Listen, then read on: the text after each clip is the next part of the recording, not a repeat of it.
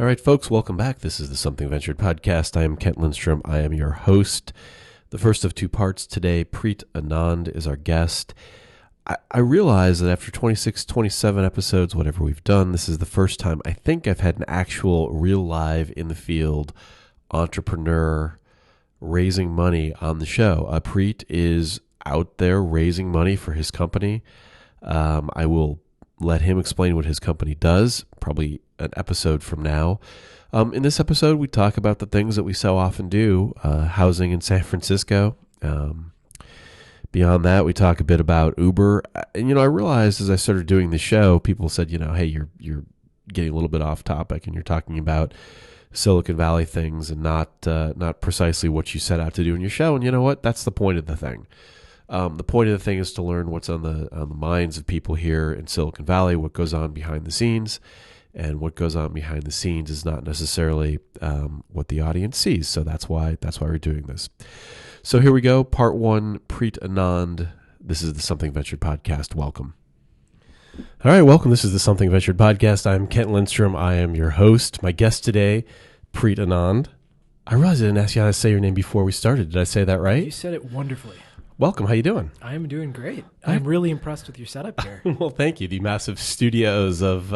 It's legit. For all the listeners out there, Kent is doing some awesome stuff here. Wow, that is so nice. We should just end the podcast there. Thank you. This has been the Something Venture podcast. In this podcast, I explore the reality behind the Silicon Valley headlines as I sit down with the people who are shaping the way we view the world online and beyond.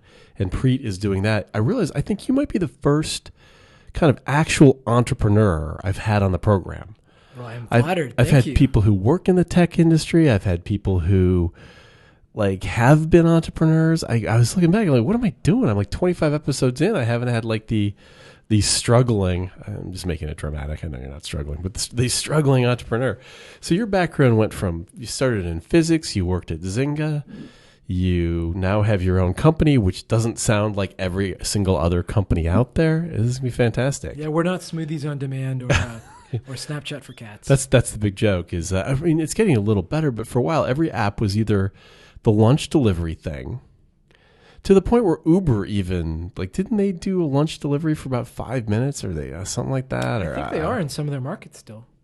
I don't know why. I just heard they make $500 million a year in San Francisco alone. That is their top line. Yeah. Think about that. That means 20% of them actually goes. 20% of that actually goes to Uber, the company. Yeah. Hey, they're doing great work. Well, what's interesting? That means math is hard, but 80% goes to somebody, right? Yeah. Drivers. The moment that Uber, to me, when I was oh crap, this is big, is I met somebody and she was putting herself through school, driving an Uber, through college. And when millions of people are supporting themselves on your product, like eBay or Etsy or now Uber, not millions, but people are entrepreneurs. Yeah. You're unleashing other people to be their own entrepreneurs. That's just crazy. It's indispensable to their lives, right? Literally their livelihood is dependent on Uber. Yeah. And like you said, working backwards to the math, if Uber is making $500 million in that, people are spending $500 million in Uber, and they're taking 20% of that. Yeah. That means $400 million is going back to regular people. Yeah. And if the previous taxi market was $140 million, that means $260 million more is going into the San Francisco everyday people. Yeah. Than did pre-Uber. That's what I was not saying very well, but yeah, I just thinking about that, and that's San Francisco. I was just in Mexico City, and I was I was speaking at a conference called Ahead. How do I get from the airport? What do I do? They're like, well, do you have Uber?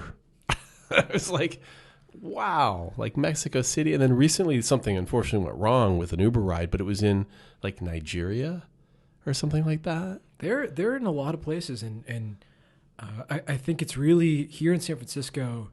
People often think it's Uber versus Lyft. Yeah. But I actually think it's sort of Uber versus the world.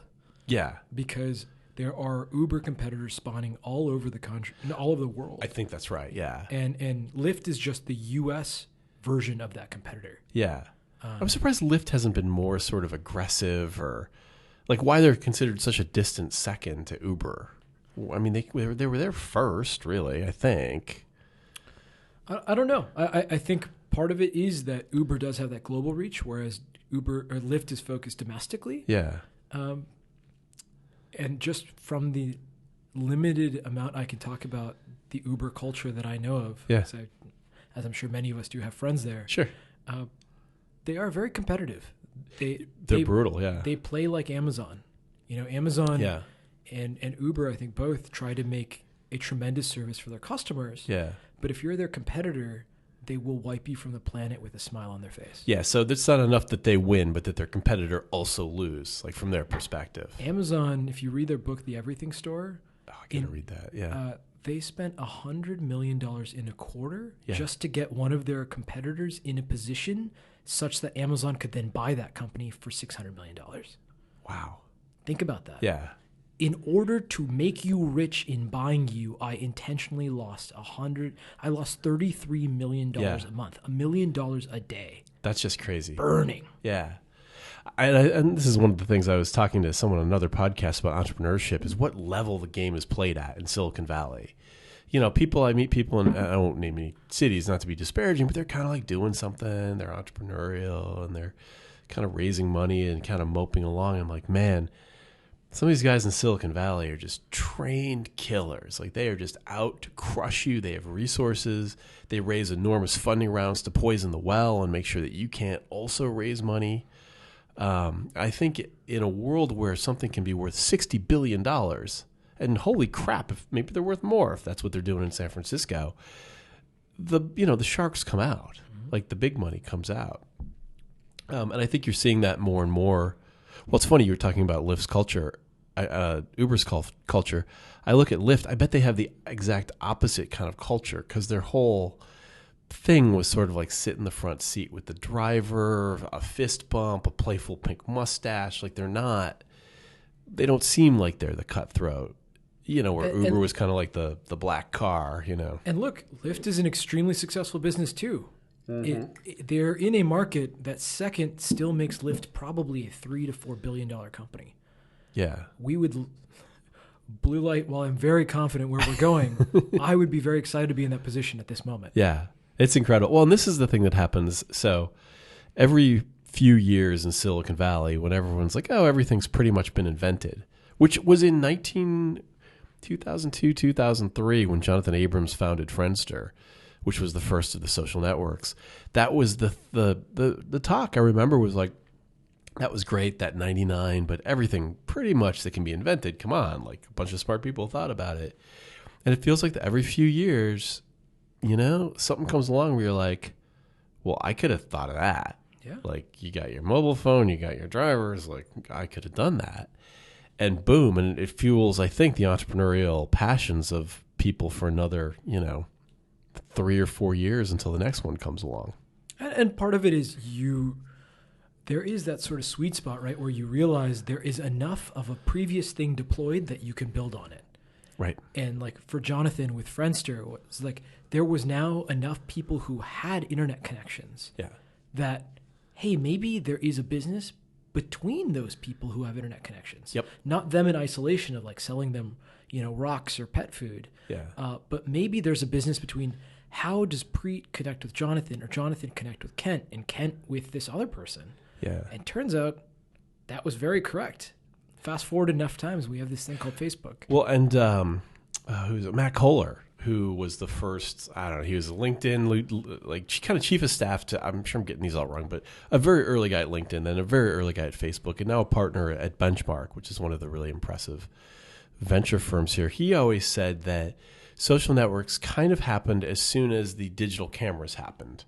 Like, as soon as you could share photos, like, people connected, then the killer app was like, hey, it's me, at this party and that party, which obviously you couldn't really do until camera phones were widely available. And what's interesting, we'll talk about your business in a second. I'm dying to hear about your hunt for a place to live. This has become like, real estate's like porn on this podcast. That the concept that huge businesses are things that run on infrastructures as they emerge. So, for example, Netflix ran on the internet where you could create a queue, and the U.S. Postal Service where you could send an ounce for 32 cents. announced his CD when Yep. it first started. Like, Yep. I'm running on top of an infrastructure. Like, Amazon ran on top of the internet and the FedEx infrastructure.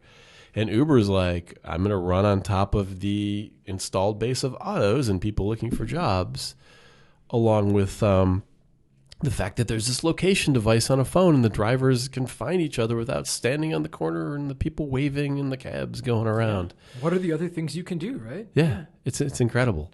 Actually, one thing that I think, because I would just spent a lot of time traveling to Milwaukee for part of what our business was. Yeah. And I took Ubers twice a day. I didn't rent a car. I just took Uber. It was cheaper. Yeah. I think actually one of the big untold stories of Uber right now is the people who are doing it as a second job. Talk about that. That's a fascinating thing. What do you like? I mean, it's interesting, right? Like, let's say, for example, right now, after I'm here in the city, I'm doing a couple things, but I'll be driving back home. And not that I personally need to do this at this moment, but let's say I had an hour and a half or 2 hours to kill. Yeah. Or I felt like, you know what, I want to do something productive, maybe earn a little more cash. Yeah. I know a lot of people who I saw this while in Milwaukee. They just turn on their Uber driver app. Yep. And they'll maybe pick up 4 rides. They might get $30 to $50, and they do that every other day on. Yep. And that's the difference between, even if you do that twice in a month, that's your gym membership. And it's so different from you. You used to talk to cab drivers. They're like, oh man, I'm just beat down. I'm on the 10th hour of a 12-hour shift. I was in a car. Fleet Week was in town, so it was just horrible getting around. This poor Uber driver. Well, the surge pricing was insane. That pricing where they charge you more. It was like 5x or something crazy. It was just crappy. Like, driving around sucked. And this guy's like, man, after I drop you off, I'm going home. Yeah. Which totally works in their model. Yeah. I met a guy. This is not a show about Uber, but it's interesting. He was a successful lawyer. He just got burnt out. And he quit and he started driving Lyft just because he wanted to meet people. Like, the money wasn't enough for him and, what he'd grown accustomed to. And he's just doing it for fun, to meet people. And in the course of it, he met somebody, I think, who hired him to be like general counsel of another internet company that's pretty famous. And Yeah. I can't remember which one it was. I don't want to say the wrong one, but it's just a fascinating thing. And I think it's beyond just Uber, right? It's the Airbnbs. It's other.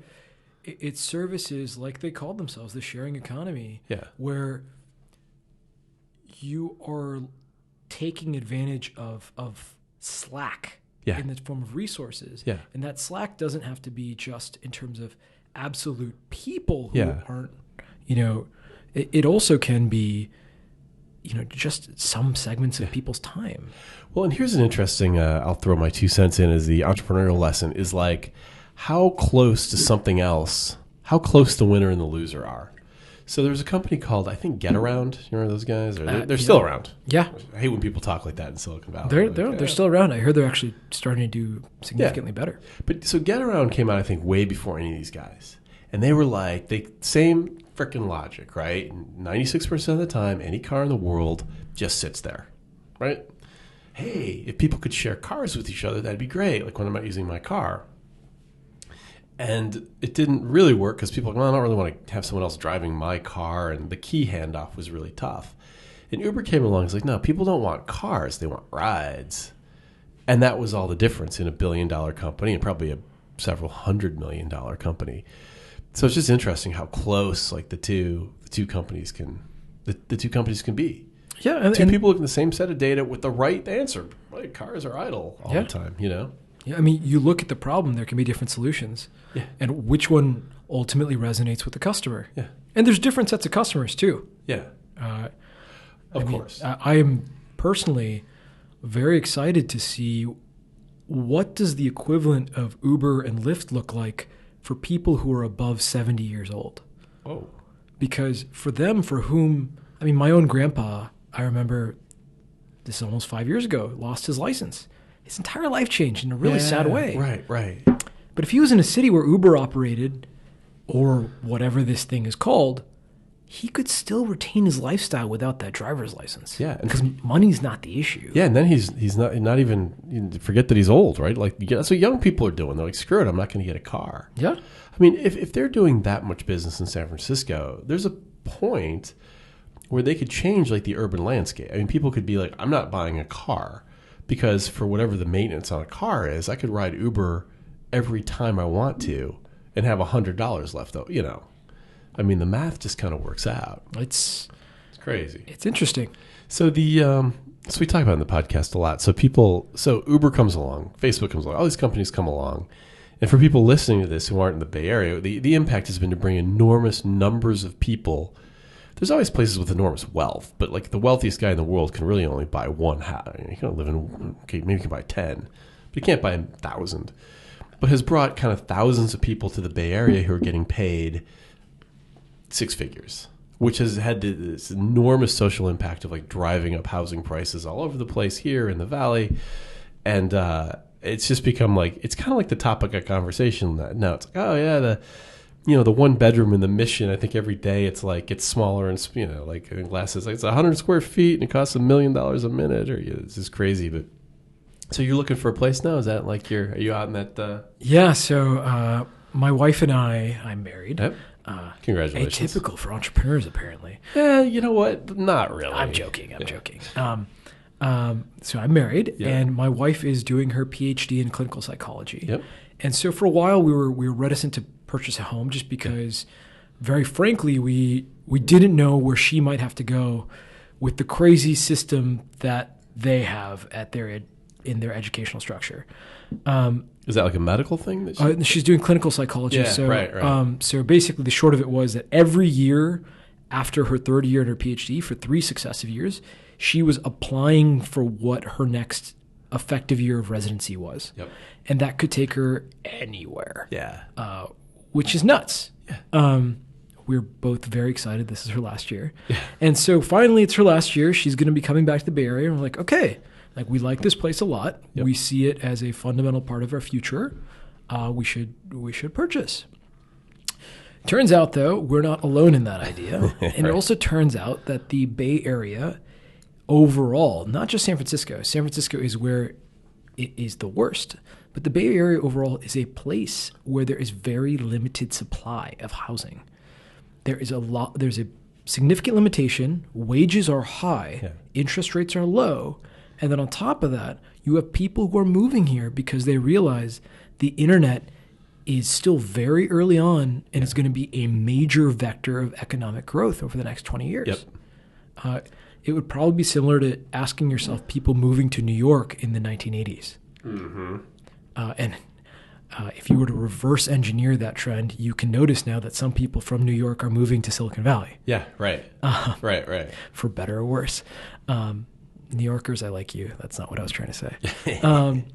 So what that means now is when we visit a house, if we've tried to visit a house, often after seeing that house, by the time we get home after having dinner in a nearby neighborhood restaurant, a offer has already been made and accepted by that place. Holy crap. I think the longest a property is generally on the market, and this is not in San Francisco, where it is way worse, is about 12 days median. I mean, there's some stuff that's definitely longer, but it's really nuts. And I recently had the displeasure of, because the lenders, after taking a look at our finances, which were good, but they said, wait, you're the founder of a company, and they thought my risk profile was different. I was declined because of being an entrepreneur.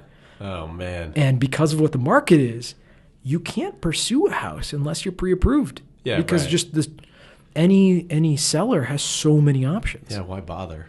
Why bother with you? Yeah. Wow. So the local market is very insane. Yeah. And I think the multi-billion-dollar startup idea for someone to take is either one, how do you solve that housing crisis? Yep. Or two, how do you convince people that their quality of life and professional opportunity would be better elsewhere? Yeah.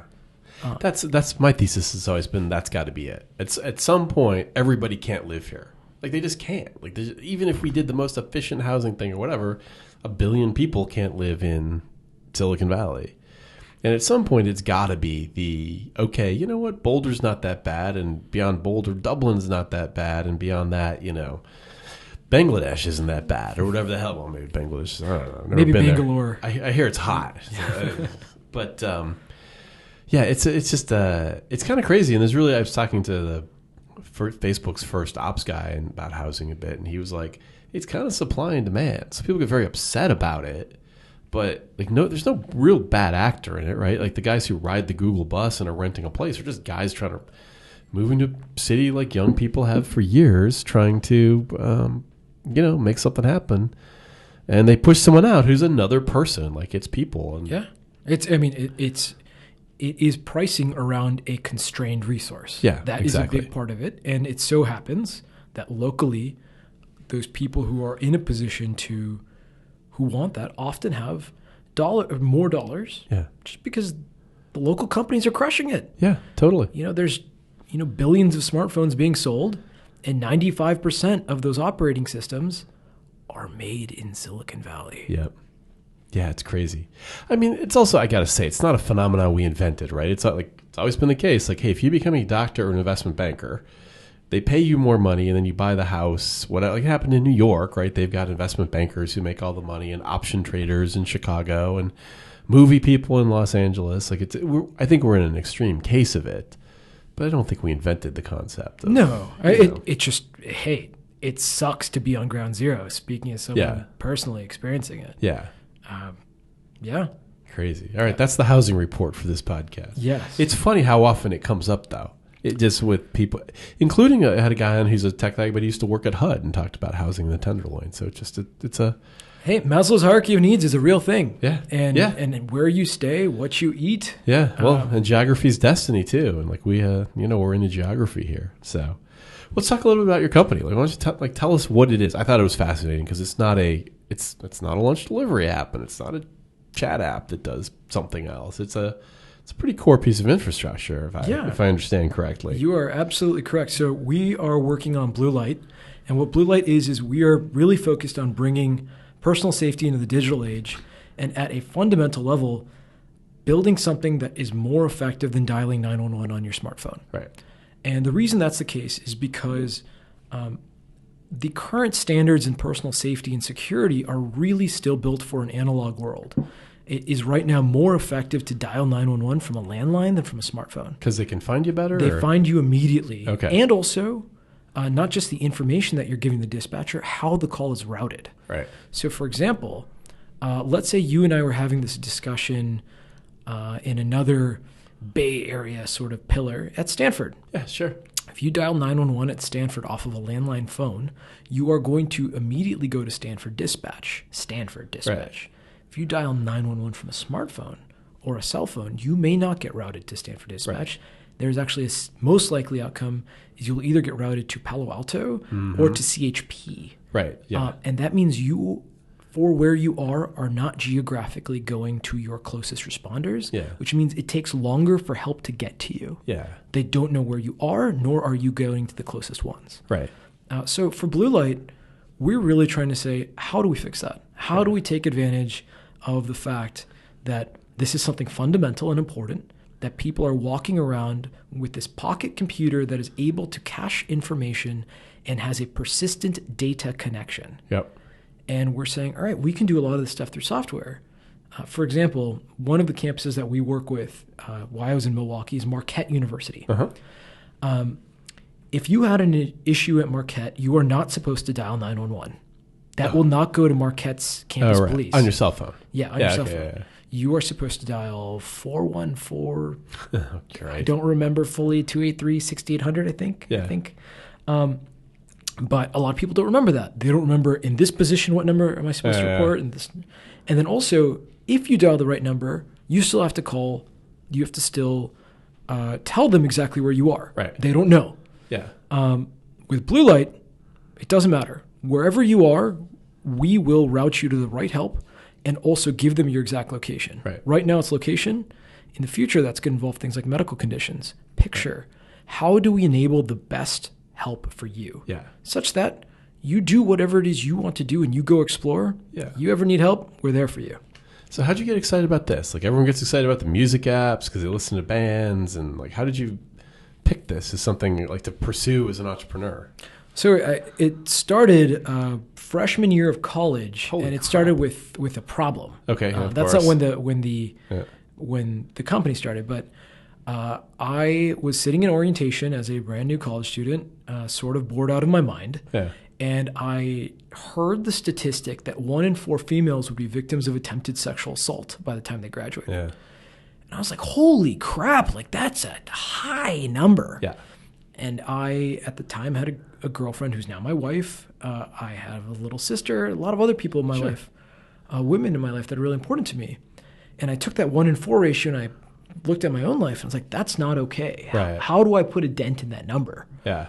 I made the mistake, remember this is 2006, of trying to make pepper spray better. I was like, this is something people already do to keep their own safety. And I tried to make pepper spray better by putting a camera on it, by giving it a satellite connection. Overambitious young engineer, even though at the time I was a business student. Yeah. And quickly when I went back and did some customer interviews and talked to some people, what do you think? It was dead in the water. Yeah. Everyone just said, I'm never, ever going to have this on me if something happened. Yep. It's like, and it still was in my head though, just like, we're all human. We all are capable of, not that we want to, but sometimes things go wrong. Sometimes we need help. And when we need that help, we want it at a fundamental level. Seconds count. Right. And so I was thinking forward while I was at Zynga. When I graduated, I thought I was going to be going into solar energy. This was 2010. I had an engineering physics degree. Back when solar energy was clean tech was the big thing. Correct. And after I was building solar houses for the Department of Energy, if you Google Preet Anand solar, you'll see me in Popular Mechanics. Wow. That's cool. Yeah. I thought hope you got something framed as a result of that. I have some T-shirts. Okay. Excellent. But I thought I was going to be going to clean tech, and just like you were talking about, like a lot of people talk about, something wasn't quite right. Yeah. And I started to interview with people, and I was a brand new college student, and I was so sure that anyone interviewing me was way smarter than me. Yeah. And I'd asked them, so like, how do you think about putting up power plants? Like, this is crazy, but like so cool. And they're like, it's just like a website. Right. I'm like, I don't know if power plants and websites are that similar. Right. And someone introduced me to this company called Zynga. Yeah. And they knew I had played a lot of games. In a past life, I was a professional Counter-Strike player. Holy crap. Yeah. 50 pounds heavier, too.